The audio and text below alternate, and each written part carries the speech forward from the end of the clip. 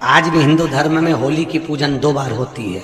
एक होली जलने से पहले, एक होली जल जाती है उसके बाद। होली जलने से पहले होती है बुआ की पूजन, क्योंकि तूने बहुत अच्छा काम करा जो अपने भतीजे को बचा लिया। और होली जलने के बाद होती है प्रहलाद की पूजा।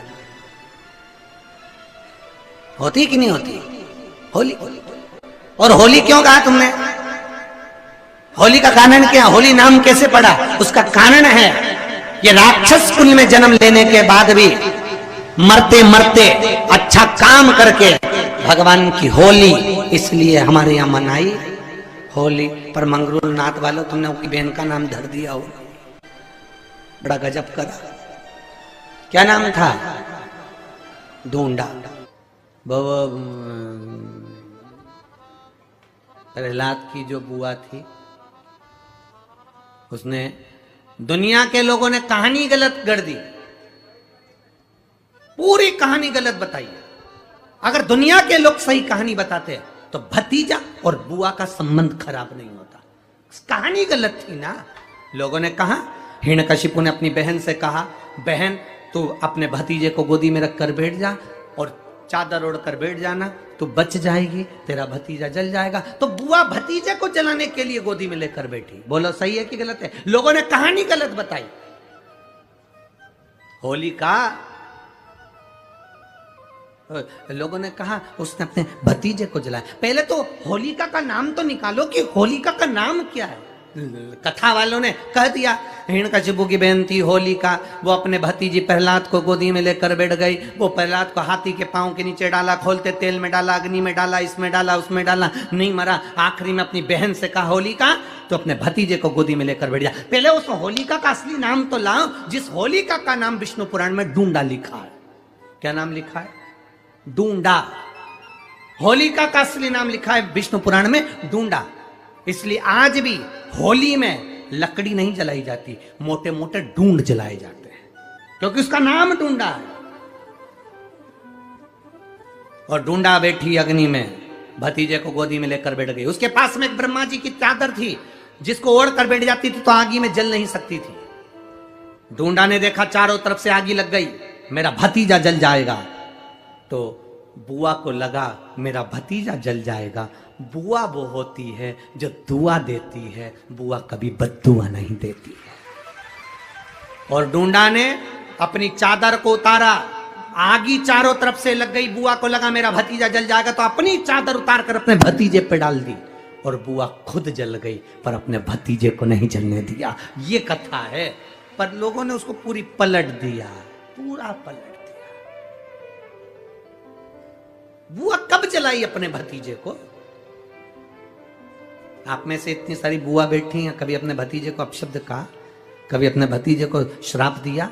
कभी अपने भतीजे को बद्दुआ दी? नहीं।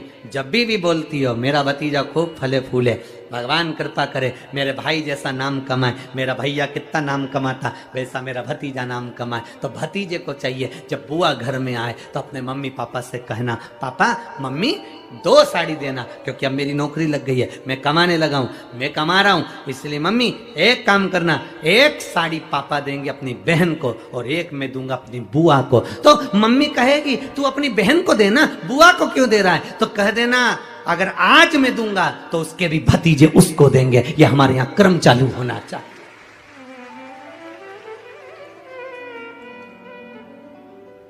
पर करे क्या?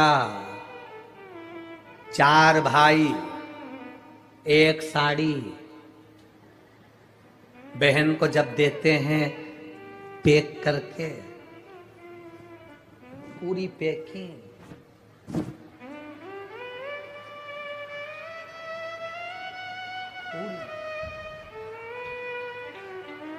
अच्छी बढ़िया वाली साड़ी। अगर ढीली ढीली दिखे तो उसमें कपड़ा भी फंसा दिए, कागज जोड़ और पैकिंग करके। और 4 भाई 1 साड़ी, चारों भाई राखी बनवाने के बाद ऐसे हाथ लगा के देते हैं जैसे पूरे पुणे की प्रॉपर्टी दे रहे हो, पूरे पुणे की प्रॉपर्टी।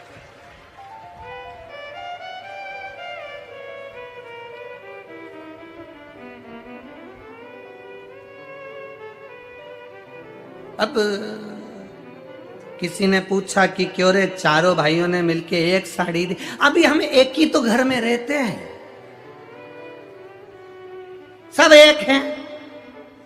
तो एक काम करा करो, एक थाली खाने की लगाओ, एक भाई खाना खाए, बाकी के सब टच करके बैठ जाओ। एक ही जगह तो रह रहे हो, एक ही थाली में काम। तुम्हारे टच करने से चार भाई का एक साड़ी में हिस्सा हो गया, तो तुम्हारा समोसा तुम खाओ, बाकी के तीन भाई टच करके बैठे, पेट नहीं भरा है।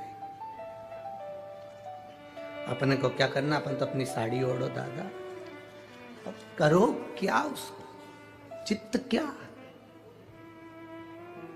विचार करिए जरा, या भरोसा अपने भतीजा कहे नहीं देव, बहन बेटी को देने से कभी घटता नहीं है, कभी नहीं घटेगा, जिंदगी भर नहीं घटेगा। क्या घट रहा है?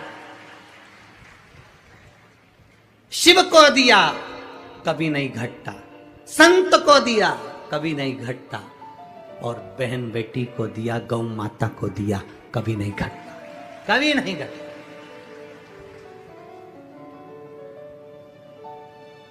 अभी हम कल, अब जिनका मंगल विवाह नहीं हो रहा, 30 साल हो गए, 35 साल हो गए, 40 साल हो गए, उनके लिए भी वर्णन आता है।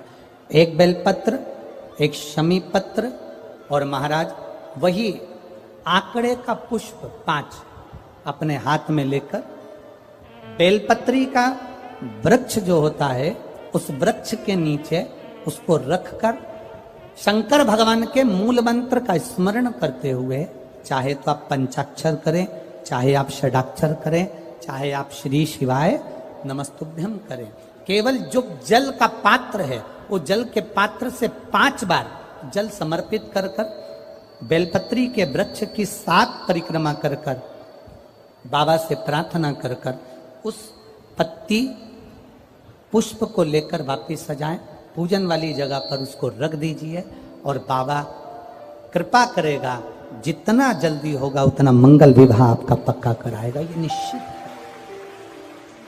बेलपत्र का पूजन, कहीं दूर जाने की जरूरत नहीं है हमको भगवान को पाने के लिए। तुम्हारे घर के पास में जो शिवालय हो, तुम्हारे घर के पास में जो देवालय हो, हम वहां भगवान की आराधना करें, हम वहां आराधना।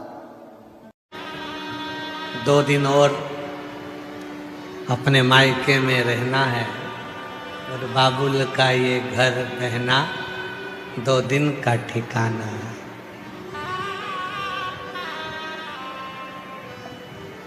दो दिन और अपने पिता के पास रहो, उससे अपने दिल की बात कहो, प्रार्थना कहो, निवेदन करो। एक शिव को पाने के लिए विश्वास की जरूरत है।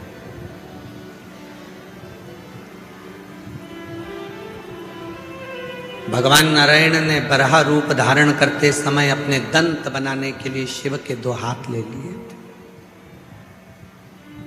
कभी कभी जब मेरा शिव देना चालू करता है तो कहीं अभिमत्ता भी आ जाती है। महाभारत में एक चरित्र आता है,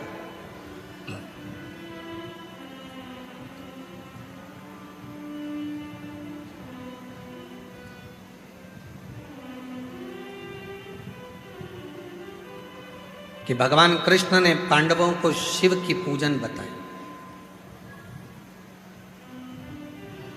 भारत की भूमि पर ऐसे कई मंदिर हैं जो पांडवों के द्वारा निर्मित हैं, जैसे हमारे भोपाल के नज़दीक में भी एक मंदिर है भोजपुर, जो पांडवों द्वारा निर्मित है।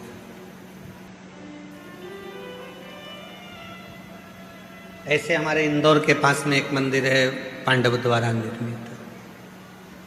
भारत की भूमि पर बहुत मंदिर हैं जो पांडवों द्वारा निर्मित किए गए, पर कभी विचार करा कि जो पांडव भगवान कृष्ण के साथ रहते थे, कृष्ण का भजन करते थे, कृष्ण का स्मरण करते थे, उन्होंने शिव के मंदिर क्यों बनाए? भगवान शंकर के मंदिर बनाने की जरूरत क्या पड़ गई उनको?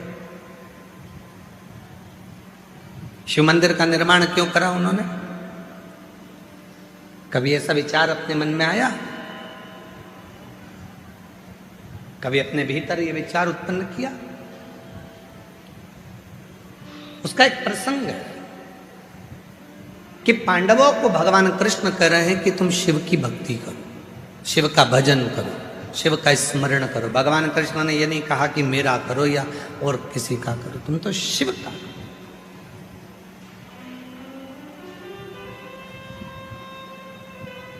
क्योंकि भगवान कृष्ण को मालूम था कि पांडवों की दशा क्या है, और यह दशा पांडवों की किसी दूसरे के कारण नहीं है, खुद के कारण है।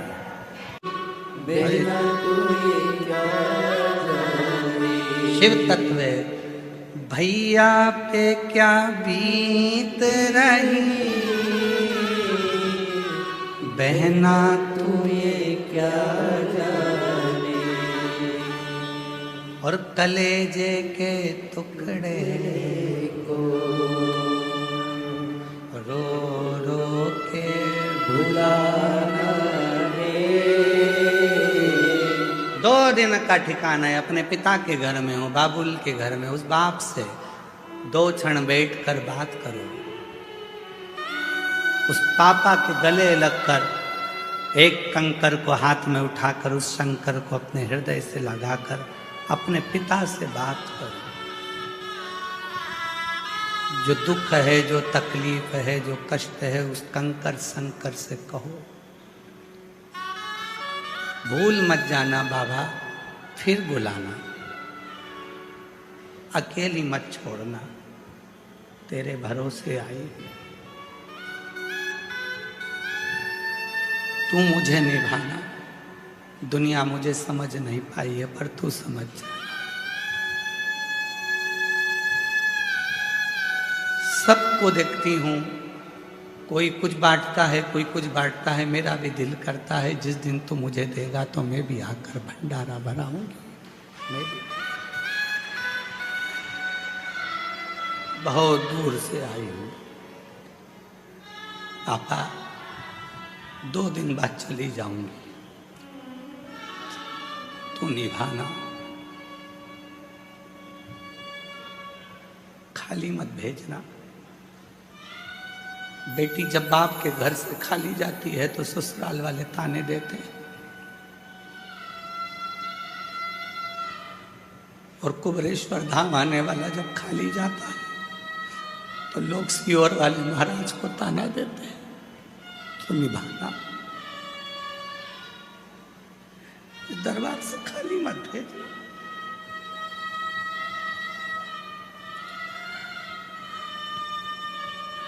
तेरी शरणागति कुछ भी।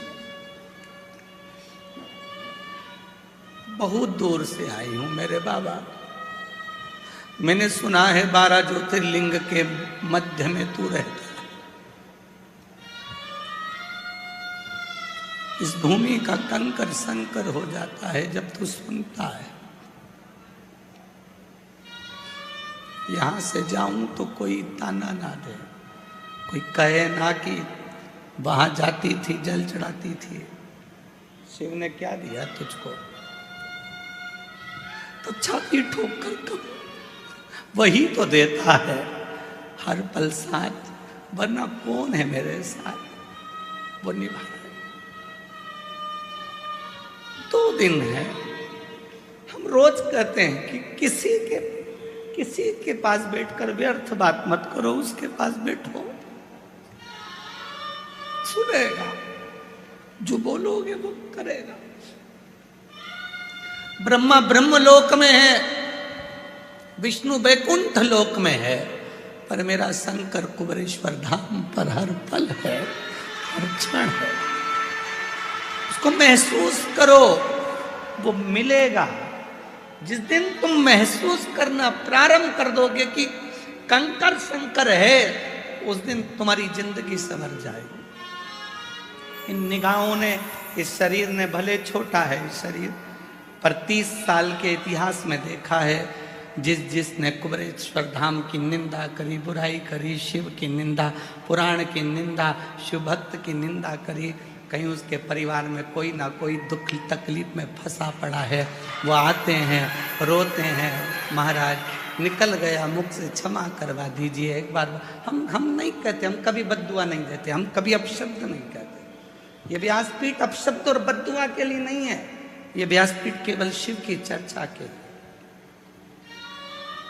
शिव चर्चा करो, बैठो शंकर की चर्चा करो,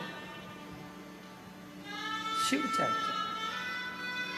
ये पूरी जमीन पीछे की हम चाहते तो मशीनें लगवा के उनको पक्का करवा देते, तुम्हें कंकर नहीं गड़ता, तुम्हें पत्थर नहीं गड़ता। पर यहाँ कंकर का महत्व है, इसलिए उसको छोड़ा गया है कि सबके शरीर से वो टच होना चाहिए, उसके रोग मिटे, उसके दुख मिटे, उसके तकलीफ। जब इतना बड़ा शेड बना दिया बाबा ने, तो क्या पीछे कंकरों को हटवा नहीं सकते? प्रशासन ने हमसे कहा था कि इतने कंकर हैं, इनको साफ करा दो। हमने कहा यहाँ कंकर के लिए तो दुनिया आती है, यहाँ आती किसके लिए? कंकर के। यहाँ का कंकर ही तो शंकर है, हम इसको नहीं हटवा सकते, बाकी के सब कुछ हटवा सकते, कंकर नहीं हटवा सकते। वो भीतर समाहित हो, तुम्हारे भीतर पहचान लो उसको एक बार, बहुत मुश्किल से पहचानना है।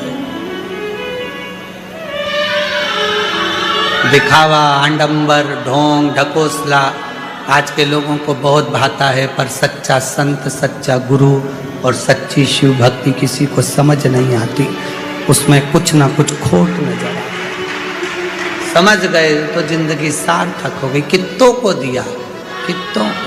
वो नहीं देता तो तुम आते नहीं। तुम्हारे रिश्तेदार इतना बुलाते हैं, तुम शादी में नहीं जाते हो। तुम्हारे मायके में इतने कार्यक्रम होते हैं, तुम दौड़ दौड़ कर नहीं जाते हो। कोई 50 बार फोन लगाता है तो भी तुम नहीं जाते हो। और सीहोर कुबेरेश्वर धाम से ना तो तुम्हारे पास फोन जाता है, ना पत्र जाता है, ना निमंत्रण पत्रिका जाती है। हमारे यहाँ पत्रिका नहीं छपती है। सारे महाराजों के यहाँ कार्यक्रम होगा तो उसकी पत्रिका छपेगी, पर कुबेरेश्वर महादेव की कोई पत्रिका नहीं छपती।